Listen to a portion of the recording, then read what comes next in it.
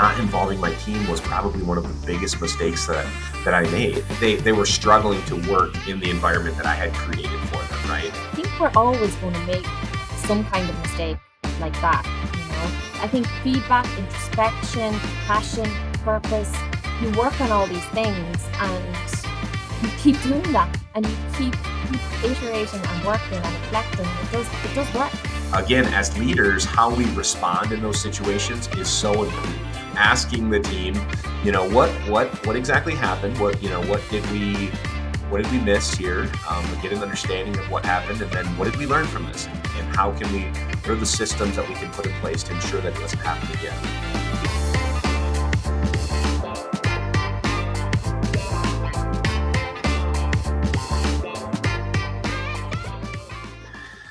Hello and welcome to this episode of the Lean Solutions Podcast. We are in season 4 and we are kicking off this year in style. Catherine and I are here and we're going to talk about failures. Just looking back at 2024 and thinking about, all the amazing things that happened. I think it's also important that, I think about some of the struggles, some of the challenges that we had to overcome in 2024, because that really becomes this springboard for us coming into this next year to go, okay, let's reflect and let's think about the things that we did this last year and how is that going to help us to be successful in this next year, right? So many of us right now are kind of in this mode of, what are we going to do this next year that's going to be different than last year? And so it's a perfect opportunity for us to talk about the subject of failure. And that's going to be today's episode. It's titled Rethinking Failure, and we're shifting the narrative. Failure as a teacher, not an enemy. So, Catherine, what are your thoughts on failure as a whole? I mean, where do we start with this one? What do you think? Hi, Patrick. I think we start with the title, actually, because I think it's a really good way to look at failure and help us understand how we think about failure, because how we manage failure is largely, I suppose, related to how we think about it. So if we think about failure as something negative, well, then we're obviously going to get caught up in negative emotion. Whereas as if we see and think of failure as the learning and we reframe it as you said earlier, just a challenge, a hurdle to get over, that'll make us stronger. Well, then we won't obviously feel the same sort of negative emotion around it and we'll be more resilient. So I think we start with that. Yeah, that's a great call out. Just defining the term in general, and to your point, I think many people, when they hear the word failure, they think about like a negative feeling comes, a negative emotion, like you said. And should that be the case? I mean, obviously, I think it's human nature when we expect something to happen, or when we're doing something and we expect a certain outcome and it doesn't work out the way that we thought it would. There's the humanness in us, automatically makes us feel like something bad, right? We're mad, we're upset, it didn't work out the way we expected. But if we can change, adjust that or change that to, okay, yes, the human side of us gives us this temporary feeling of, a negative emotion. But if we can take that and almost go, okay, now what? What's next? Let's reflect on this. What did we learn? What happened? Why did we not get the outcome that we expected? Was there anything that we could have done differently? Or if we were going to do it again, what would we do differently the next time that might give us the outcome that we did expect? So I think, yes, I agree with you that reframing or redefining that understanding of what failure is a great way to start. And it actually leads me into, I went out and pulled some examples in preparation for this episode of other people out there that many of us know, companies or people that we know that actually have done the same thing, where they've put a spin on failure, and they attribute much of their success to the challenges, the opportunities, the failures that they experience. So let me just read through a couple of these, and then we can kind of talk about them a bit here. But the first one on the list is Thomas Edison and the light bulb. Edison famously said, "I have not failed. I've just found 10,000 ways that won't work." And his relentless experimentation led, obviously, as we know, to the invention of the practical light bulb, which is a cornerstone of modern life. But it didn't happen on his first try, right? He had an expected result or outcome that he was looking for, and it took him 10,000, times in order to eventually get to the one that actually worked. I'll do one more within the business list here, and then I have a few others. But James Dyson, the Dyson vacuum, Dyson created 5,126 failed prototypes before finally developing the first bagless vacuum cleaner. And his perseverance in refining his product exemplifies the power of learning through trial and error. Pretty cool. So any thoughts on those? I mean, those are well-known names. Thomas Edison, Sarah Blakely, James Dyson. Thoughts on that, Catherine? Yeah, I think they're good examples. Thinking of James Dyson's very expensive mistake, that, sometimes mistakes are really big, they're really expensive. And obviously, do you know what? They're nearly easier to learn from because they're so big. You go, I'm not going to let that happen again. But sometimes it's like, I suppose, Edison, he's developing and he's iterating, and he's probably, maybe it was expensive, maybe it wasn't, but his mistakes were probably maybe smaller each time or maybe less costly, but he was learning as he went.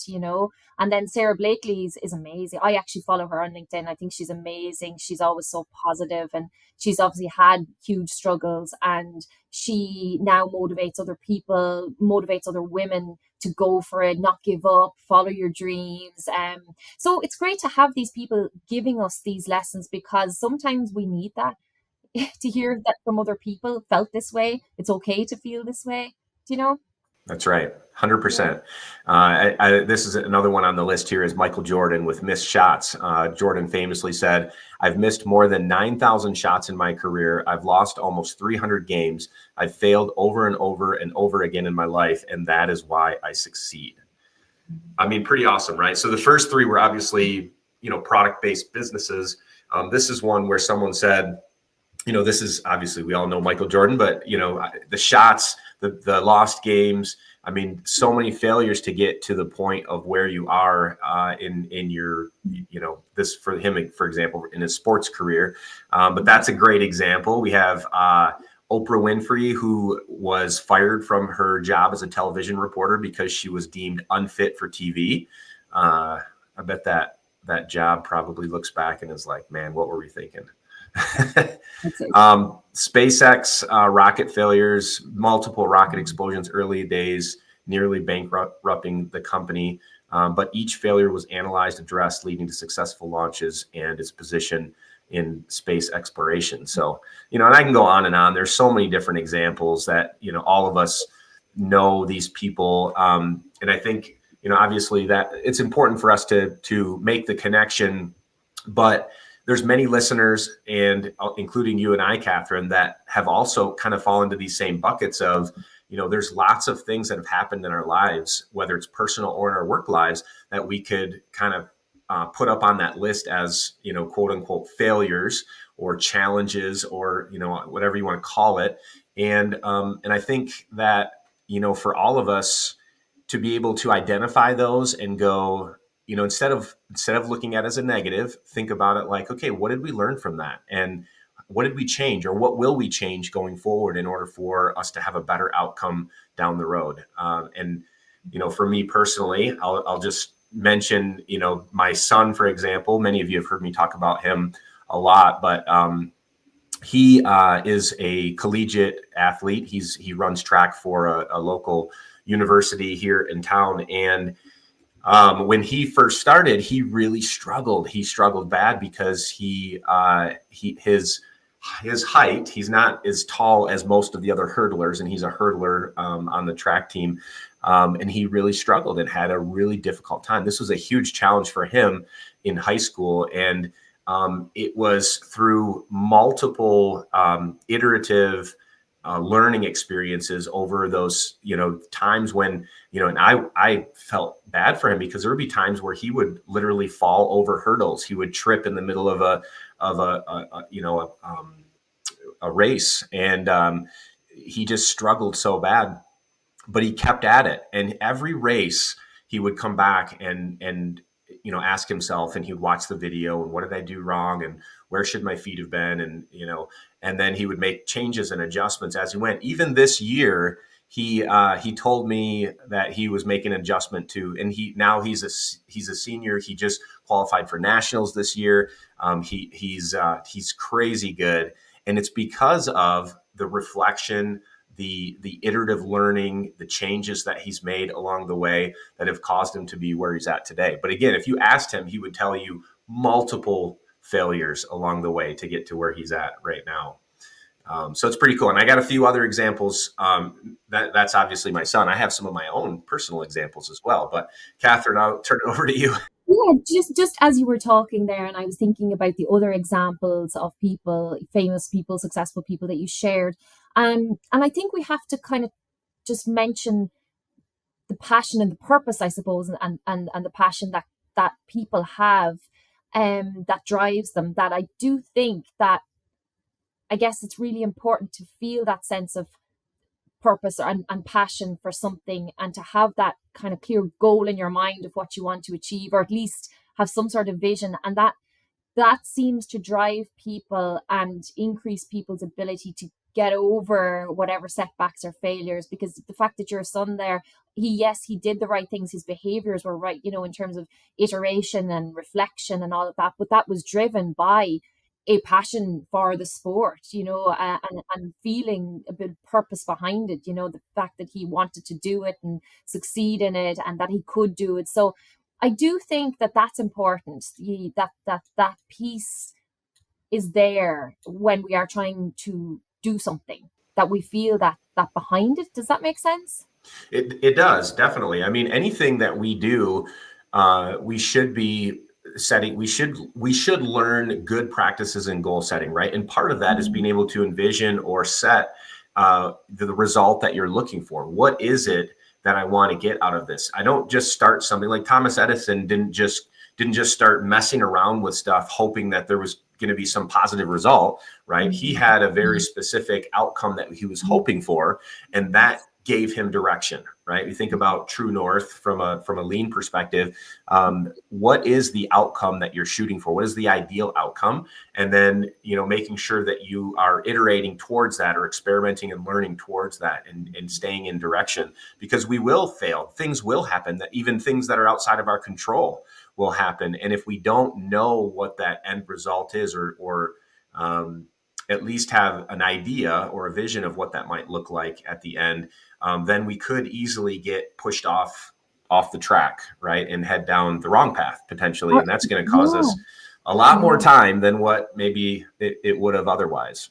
Yeah, or just our efforts just won't pay off. Like my example I was going to share was on public speaking. So for years and years and years, I struggled with public speaking. I as a team leader, obviously I had to lead meetings, I had to have one-to-ones, and then I had to go beyond that when I worked in policy and advocacy, and I had to do a little bit of screen work, and I had to stand up in front of boards, and I hated it. Like I couldn't seem to get better no matter what.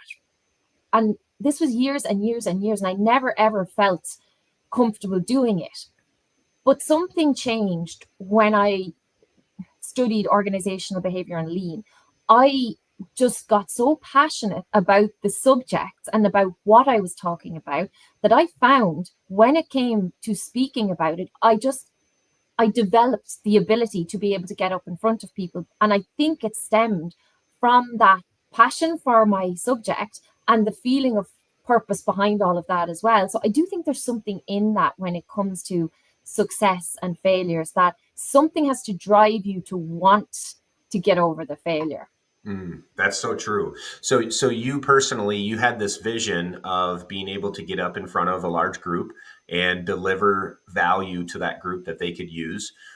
Tell us, what did the first time that you stood in front of a group and spoke to them on a subject? I mean, when you say, that it was a failure or that it was a challenge, give us a kind of a context of what did that look like? So what would happen was I'm a preparer, I'm an organizer. I could be as organized as I'd like, but the minute I'd stand up, I would cloud over. The words wouldn't come out right. I would go bright red. I would shake. I would have all the symptoms of somebody who was a terrible public speaker, and I would show it. People would feel it, and you know the saying, people feel the emotion much more than they hear your message. Well, that's what was happening. People, I think, just felt awful for me. So I went through that for years. Now I did keep putting myself back in those positions because I didn't stop doing it, and that obviously did help. But I think when my back then, the vision wasn't to be able to speak publicly. I had no vision for that, but I had no vision Okay. for anything. I was just in a job. I was doing my job. My job was okay, but you know, it was just a job. So the public speaking part was just something I dreaded, which I had Mm. to do, which was part of my job. But then when I got into lean and I started my own business and I started working with different organizations, suddenly the public speaking had a purpose. The speaking in front of people, it was about knowing I had the ability to help. I was using my skills and my strength, and I had knowledge to share that I believed in. So I just took the focus off myself because I was, I guess, able to see past the fear and the failure. So I will tell you, when I started out, I had to stand up in front of a very large room of people and talk about, and this was at the very start, and talk about lean. So I started talking about 5S, but I got the S's all mixed up because I just was so nervous. So instead of Mm. saying, sort, set, and order, shine, standardize, sustain, I mixed up two of the S's. And at the end afterwards, the owner of the event, or the organizer of the event, went back to the company who I had just started working with and actually said to them, I wouldn't put that lady in front of an audience. I wouldn't have that lady represent me. At the time, I was upset and I cried and all of that. And I said, oh my God, I didn't like her very much. But it took me a while to realize, that's important feedback. I need to, this is something I need to work on. That was a failure for me, a huge failure. But I learned that this is a skill that I need to get better at. I need to keep putting myself in those positions. And also, I wasn't afraid to now because I had a real reason for wanting to develop it. So I think that's it. I think feedback, introspection, passion, purpose, you work on all these things and you keep doing that and you keep iterating and working and reflecting, and it does work. So you said, Catherine, you said that you kept putting yourself in those situations, but I have to imagine that you did something different. You didn't just keep putting yourself in those positions hoping that maybe you'd get better, which experience does tend to cause us to get better, right? But what are the specific things that you did in between each of these speaking events that helped you to become better as you went on, or more confident? Yeah, so I got a little bit of coaching on this as well, and I realized what I was focusing on that was making my behaviors appear as failures and to other people. So I realized I was focusing too much on myself. I wasn't thinking about the audience. I wasn't interacting with the audience. I Mm. wasn't understanding that what they were showing up for. I wasn't thinking about them. So all of these little tips and the way I shaped, then obviously I stopped talking as much and I started asking questions and I started involving people. And I turned public speaking into a little bit, I suppose, of an interaction, which really helped because it allowed me to just step back for a moment and just manage myself, my emotions, which is what I needed to do. So I'm still not perfect, far from perfect, but I don't dread it like I used to. But those failures, and particularly that one I mentioned, drove me to go, I'm not going to let that happen to me. I can accept that and I can be that, but I don't want to be. I want to be something different. I want to stand up there and have someone say something different about me and actually have an impact on those people beyond my emotion. So it helps. It helped for sure. But what about you? You mentioned, did you have kind of I can't imagine you, Patrick, ever going through failures, but did you have anything that helped sort of reshape the way you did things? So many failures, Catherine. So many failures, both in my personal life and in my professional, my work life. I mean, we we would need more than 40 minutes if we were gonna go through all those. But while you were talking, it actually made me think about a failure that I actually talk about in my book, which, again, similar to you, like I was in a position as a production supervisor, and I was thinking about myself at the time. And I admit this. This was, I was very young, very immature. This was very early in my corporate career, but I was thinking about myself and about, what I needed to do to get promoted, and, what were the higher executives looking for, and never did I involve my team in the decision making in those beginning days.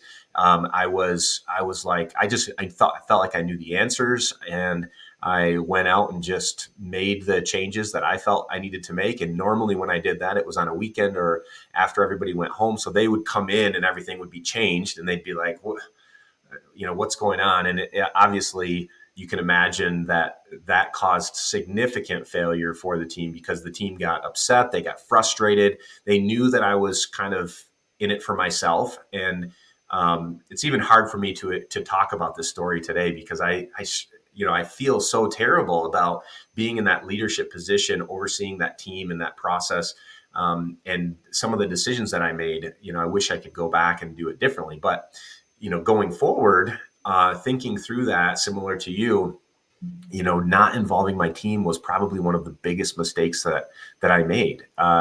We missed so many deliveries after that, and it wasn't that the team was intentionally doing it, but they were intentionally not giving 100%, because they knew that they were struggling to work in the environment that I had created for them, right? And they were looking to get out of there.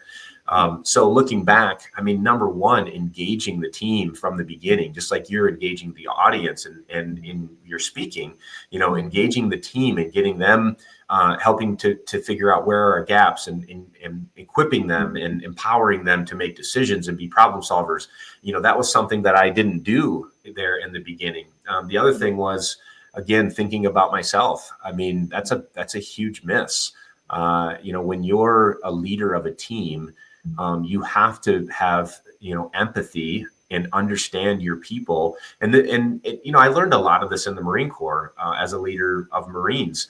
But for some reason, that first job as a production supervisor, I didn't make the connection at that point. But it was very quickly after that I started to make those connections, and start understanding that I need to involve the team, that I needed to understand all of their needs, and have empathy and put myself in their shoes, and start making decisions a little bit differently.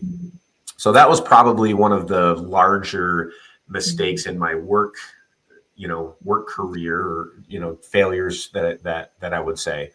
But I have a few more. Go It's ahead. probably a very common one, I would say, with young managers. I know I would have been similar as well. I don't know if there's any yet. I always talk about training people in leadership skills earlier, giving everybody leadership skills and understanding what it means to lead. Now, I don't see organizations, or enough organizations, doing that, but I still wonder, even if you gave people this information, is it human nature to do what you just said, and just kind of make those mistakes at the start? And do we have to make those mistakes sometimes to learn from? I don't think everybody makes them, but it is quite common to kind of have to make those kinds of mistakes. And I think the thing is to learn quickly from them. Because if we learn quickly, we obviously harm less people, and it's easier on ourselves. But I think we're always going to make some kind of mistake like that. And my one, again, from being a team leader. So I was 22, 23 when I first became a manager, and I had only been, let's say, working in the organization full time for a year, and then I became a manager. And I remember they used to give managers a day a week, and sometimes 2 days a week, to do office work. So this was, I thought this was great. You got to step back, and this was in a care organization where it was very busy, very physical, very hands on. But as the leader, you got to step back and take your office days. But what I only realized years later was they were the perfect opportunities to be there with people, observing what was happening, not just stuck in your own work, and working with patients, but actually observing what was happening in the organization, taking into account the processes, checking in with the staff team. But I didn't do that as a young leader. I went and sat in an office and did office work. And looking back, I do wish I'd done it differently, but I honestly don't know. I wish I'd caught it quicker, maybe. I think I learned from doing it, but I wish I'd caught it quicker. Yeah. Yeah, I Mm. think there's something that we haven't mentioned that I think could have helped you and I in both of those, and it's having a good coach. Yeah. So, you talked about, um, leaders that are new to a leadership role, and probably everyone makes those mistakes. I would agree with that. And honestly, in many of the companies that I've worked with and continue to work with, many times people get promoted into leadership positions because they're really good at running a machine, or they're really good at administrative work in the job that they're currently in, whatever it might be. They're really good at that, to do that job that they're doing, and so they get promoted into a leadership position, but they have none of the soft skills or no experience in leading other people. And when you're dealing with other people, things change considerably. You might have been really good at running a piece of equipment, but that doesn't mean you're going to be really good at leading people. And this is where I think, again, if organizations had intentionality around getting a coach with a new leader who's moving into a role, and needs to know like those things, or be told, or and then be able to experience and do some practical application with what they're being coached on, then come back to the coach and have some conversations, reflect, learn, adjust. I think that could make some significant impacts in a positive way if organizations could do that. Yeah, oh, I agree. I totally agree. I know we spoke lately about a coaching approach, and I've always been a fan of, and I've always been a fan of managers taking that approach with people. And I know there's other approaches you need to take, but I just think the coaching part, it's not optional in leadership. It's a huge part of how you develop people, and that's a massive part of a leader's job, is developing people. And I don't feel we're at the point where organizations are, and mid-level managers almost have the coaching skills to do that. And it's, let's say, no one's fault. It's just, I think there isn't clarity on responsibilities around that. So managers themselves can't be responsible for something if they don't understand they need these skills. So how can you develop something you don't know you need? And then the organization obviously needs to set up, as you said, the systems and the culture and the supports to train mid-level managers to have the coaching skills to be able to coach their teams. I just think I feels like we're a bit away from that. Do you think? Mm. Yeah, I think it depends on the industry and the company for sure. I think for many companies, it seems like I hear a lot of like, we don't have the resources for that, or whatever. But think about the what happens when you have turnover. Like if you promote someone into a supervisor role, and they've fall on their face, and they're struggling, and they're being and it's just not the right fit for them, or they are not given the right support. What if you lose them? Now you're having to rehire, retrain, and think about what that takes out of the company, right? I mean, there's stats around that, but having a coach that can come alongside that person to help them, to give them a path, to help them with some goals, to help them with reflection. What an important piece, that could save you a ton of money in the long run as an organization, and help reduce some of that turnover. Also, how many team members are you going to lose that report to that supervisor who doesn't know how to lead? How many of them are going to leave, and then you have to rehire, retrain. So I think there's a lot of lost, maybe some lost money there that maybe you're not considering when you say we don't have the resources to give Yeah. this new leader a coach. And another thing, I see now some industries getting huge grants for lean transformations or transformations in general. And actually, those companies are getting the money, from governments and places to do these things, because I'm actively doing some work with companies who are getting funded and grants to do this work. So maybe there's some, and I do think it is, obviously, there's an expense to it. Not every company can afford to do it, or is a little bit, I suppose, the money end of it puts them off. So if there was a bigger picture thinking from the powers that exist in countries, maybe that's the way to look at it, is to try and influence from that level, because I think that's probably going to be needed if we're going to talk about this actually happening. But as you look, leadership is massive when it comes to failures and learning from failures. That person that you report to has a massive impact on you. If they are not, if they don't see failures as learning, and they judge and they blame, and they don't know how to have this coaching approach or how to be curious, it's going to have a massive impact on the people that they're working with, on their confidence, and on their, I suppose, willingness to try again, willingness to take a risk and improve something. So it's like the leadership piece, as we always talk about, it's just massive here, isn't it? It is. It is. It's a huge piece. And I think that for those that are listening in that either work for an organization that, where they're working for a leader like that, or they might be having some of those same, and I'll say, even for myself and my team, I've caught myself a few times where, I get frustrated because maybe the same mistake happens twice or three times, and I get frustrated, and I'm like, how are we not catching this? Why are we continuing to have the same thing happen over and over again? You have to be careful as a leader in how you respond in those situations. You have to be able to control your emotions, and yeah, of course you're frustrated, of course you're upset, but to allow those emotions to come out in how you respond in that situation, that's super important. If you're trying to develop a culture where people are free to experiment and free to try things, you're going to have failures. You're going to have mistakes happening constantly.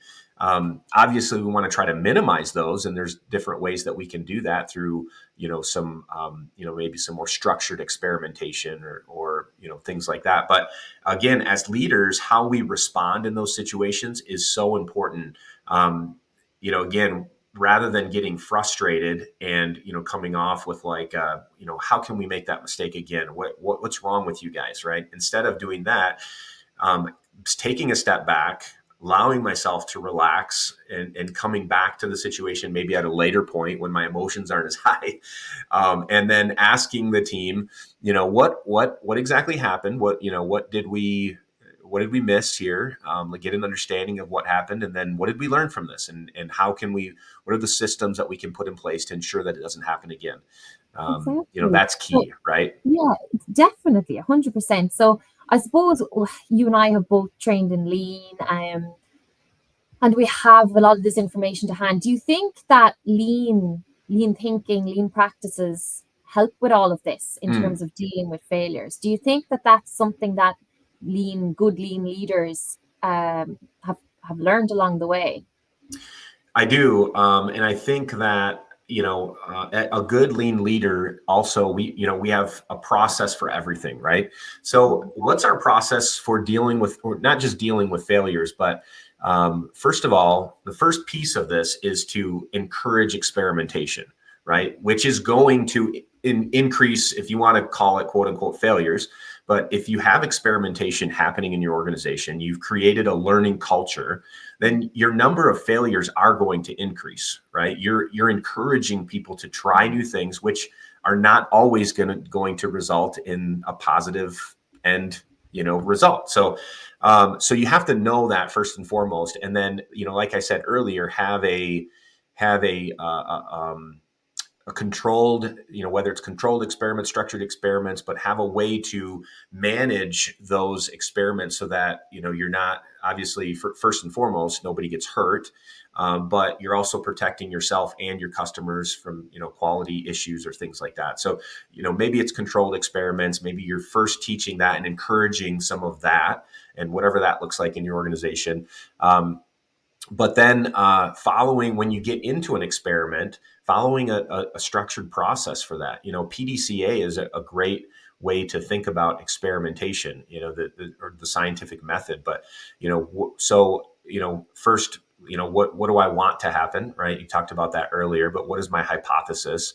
What do I want to happen at the end of this? And then what's my plan to get there? What's my controlled experiment that I want to do to try to get to the result? And then actually carrying out the experiment. Afterwards, taking the time to reflect, to think about, to check yourself to see what actually happened. Was I able to reduce or eliminate this problem or this issue or whatever it is that I'm trying to do? And then taking some sort of action, whether you're updating standard work, retraining the team on the new way of doing things, Or you're going, okay, this didn't work out. It's considered a failure. So what are we learning from this? Our action is to actually go back and try something different based on the learnings that we had. So this is a way that we would take a very simple lean concept and apply it to how we experiment and promote, failures, Yeah, basically. definitely. I fully agree. I think a bit of structure to it, even at the start in the planning piece, which is a big part of lean, is not to get bogged down in the planning piece, but to have that plan, to actually understand your problem, define the problem and have a plan. But even that piece, at that point, you can set the expectation. You can say the words, I expect that this won't go perfectly. And I think when you don't work to a structure where you have that kind of start and you have iterations and you're coming back to revisit things, if you don't have that, it can all just get very much up in the air. People can start blaming, or there's nowhere platforms to come back to reflect, and lean gives us those in a big way, which I think is one of the huge benefits. Is it gives you those spaces to listen to each other and to say these things like, it's okay, let's work it out, whatever, but I think that just doesn't happen without structure. The other thing I think which really helps in my work, so I obviously do a lot of lean work, but I usually blend coaching with lean. So if, and see what you think of this, so the if we come and get up against let's say a problem, or we have a plan and it's not going well, we will follow PDCA, plan, do, check, act, until the process or whatever we're trying to do improves. If a person is emotionally feeling stress or frustration or whatever it is around something that's not going right, around a failure, I teach them a framework, FTLA. Can you guess what that stands for?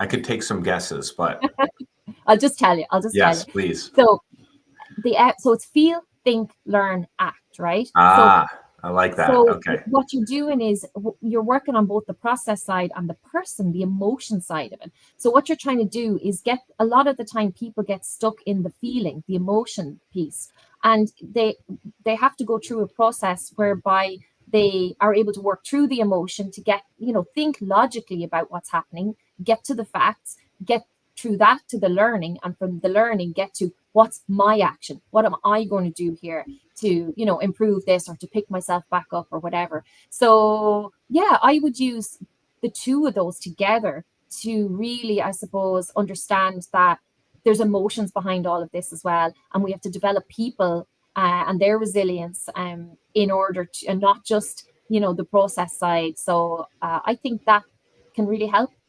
Yeah, absolutely. I think that's great. And it's good to take, again, like, I mentioned this earlier, but the not reacting to emotions, your framework kind of helps you work through that a little bit so that you're not being too reactive on with the wrong emotions, but really taking the time to think through, to understand, what reaction is appropriate and things like that. So I think that's really good. I also like that there's a framework. That it's structured.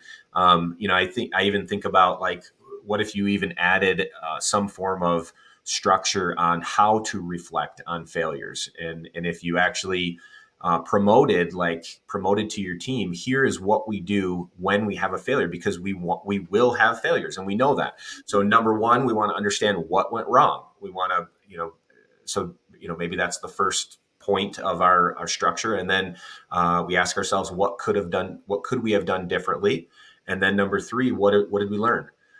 So I mean, those three questions right there can help you to kind of work through that and move towards whatever your next step might be in that.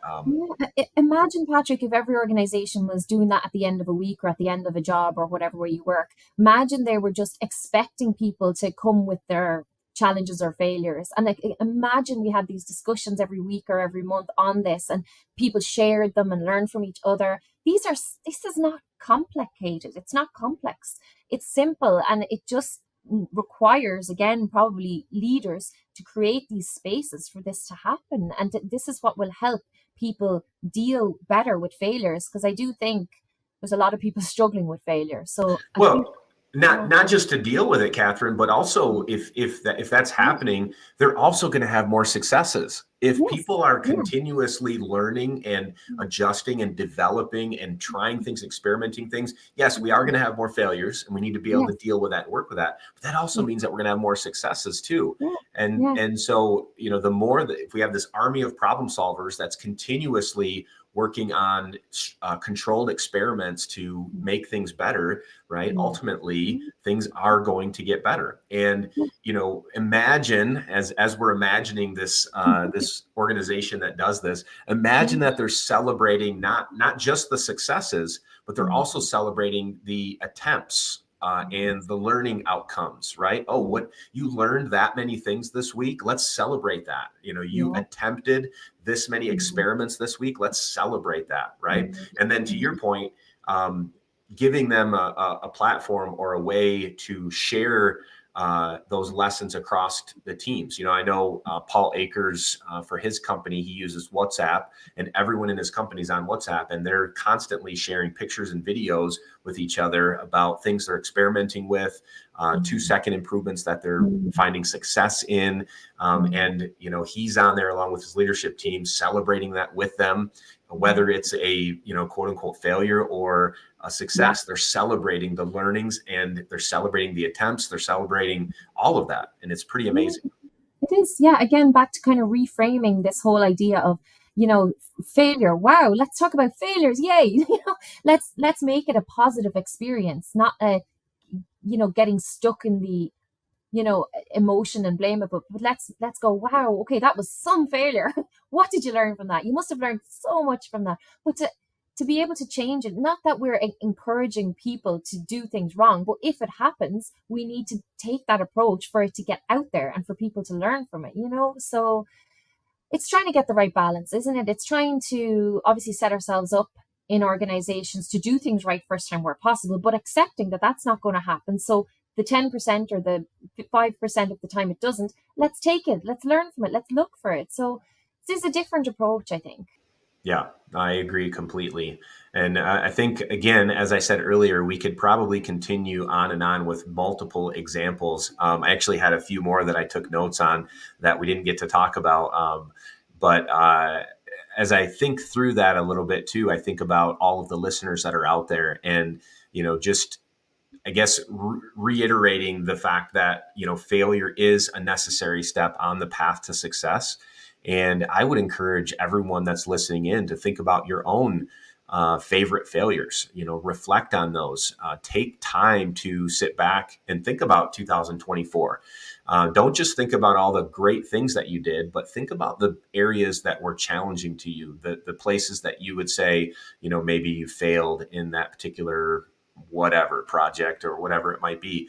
And then, I would even say, if you're watching this episode on social media, maybe you're watching it on LinkedIn or on YouTube or wherever it might be, drop a comment below with one of your favorite failures and what you learned from it. We'd love to interact with you and discuss, just those learnings. And I'm sure other people would love to hear that as well. I think that could be a great way for us in our kind of Lean Solutions community to share and learn from each other as well. Catherine, any closing remarks on this topic of rethinking failure and really thinking about failure more as a teacher and not the enemy? I was kind of laughing to myself going, I need to make much bigger failures, to get to the level of success that Sarah Blakely and James Dyson. I obviously am not making enough failures. So I need to go out and have more failures in order to get to the level that they've got to. I guess that is the truth. You have to take risks in order to get to where those people have gotten to. And sometimes we're just not making enough efforts because we're too afraid to fail. So the lesson for me is more failures.